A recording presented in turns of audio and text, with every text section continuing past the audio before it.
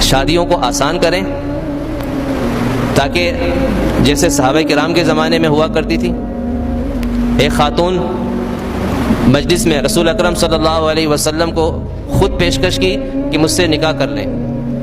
آپ صلی اللہ علیہ وسلم نے ان کی طرف ایک نگاہ ڈالی اور نگاہ ہٹا لی کہ ایک نگاہ ڈالنے کی اجازت ہے، لیکن آپ نے کوئی جواب نہیں دیا، مقصد آپ کا ارادہ نہیں ہوا۔ کافی دیر گزر گئی تو ایک صحابی کھڑے ہو گئے۔ ان صحابی نے کہا یا رسول اللہ، اگر آپ کو یہاں چاہت نہیں ہے تو میری شادی کرا دیں اس سے۔ آپ صلی اللہ علیہ وسلم فرمائے کہ تمہارے پاس کیا ہے دینے کو؟ ہم تو کہتے ہیں نا کہ لڑکے کی شادی اس وقت کرائیں جب اس کے پاس کئی لاکھ روپے بینک بیلنس موجود ہو، ذاتی گھر ہو، سب کچھ ہو۔ تو نے کہا کہ میں اپنی اس ایک لنگی کا مالک ہوں۔ یہ ایک لنگی پہنی ہوئی تھی، اوپر چادر نہیں تھی، صرف ایک لنگی تھی، کہا اس کے علاوہ میری ملکیت میں کچھ بھی نہیں ہے۔ آپ نے فرمایا کہ کوئی انگوٹھی جو ہے نا، لوہے کی انگوٹھی مل جائے وہ لے آؤ مہر کے طور پہ۔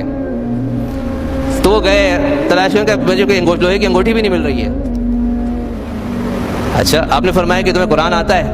ہاں قرآن آتا ہے، صورتیں آتی ہیں مجھے، کئی صورتیں آتی ہیں۔ آپ نے فرمایا کہ چلو اپنی بیوی کو تم مہر کے طور پہ صورتیں سکھا دینا، صورتوں کو سکھا دو، یہی تمہارا مہر ہے۔ شادی ہو گئی۔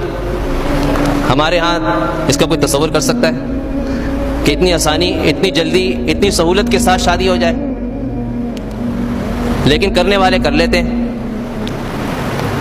حضرت شیخ الحدیث مولانا زکریا رحمۃ اللہ علیہ، جن کی فضائل اعمال ہے، فرماتے ہیں میں نے اپنے خاندان کے بچوں کی، بچیوں کی، بھانجیوں کے، بھانجی بھتیجوں کی کوئی 16-17 میں نے شادیاں کرائی ہیں، اور وہ اتنی سہولت سے ہوئی ہیں جیسے کہ 2 رکعت نماز پڑھنا، بس آیا نمٹا دیا، آیا نمٹا دیا، پہلے سے طے بھی نہیں ہے، رشتہ ہوا ہے، ٹھیک ہے رشتہ ہوا ہے، چلو اتفاق سے لڑکا آ گیا، بس یہ شادی کا نکاح پڑھا دیا، جاؤ لے جاؤ اس کو، لڑکی کو، کوئی بارات، کوئی جہیز، کوئی دعوتیں، کچھ بھی نہیں ہے۔ تو یہ چیزیں نہیں ہیں نا اسلام میں۔ اسلام میں تو کیا ہے کہ بس آدمی مہر دے دے کہ میں اتنا مہر دے سکتا ہوں، اور شادی کرا دی آپس میں۔ یہ جو میں نے صحابی کا واقعہ سنایا ہے، امام ابو حنیفہ رحمۃ اللہ علیہ فرماتے ہیں کہ مہر میں مال کا دینا ضروری ہے۔ اب ان صحابی نے آپ صلی اللہ علیہ وسلم نے جو نکاح کرایا ہے اس میں مال طے نہیں ہوا، صرف قرآن سکھانا طے ہوا ہے۔ تو اس پر انہوں نے یہ فرمایا کہ یہ ان صحابی کی خصوصیت تھی کہ ان کا اس طرح نکاح ہو گیا بغیر مال دیے، مہر میں قرآن سکھانے پر نکاح ہو گیا۔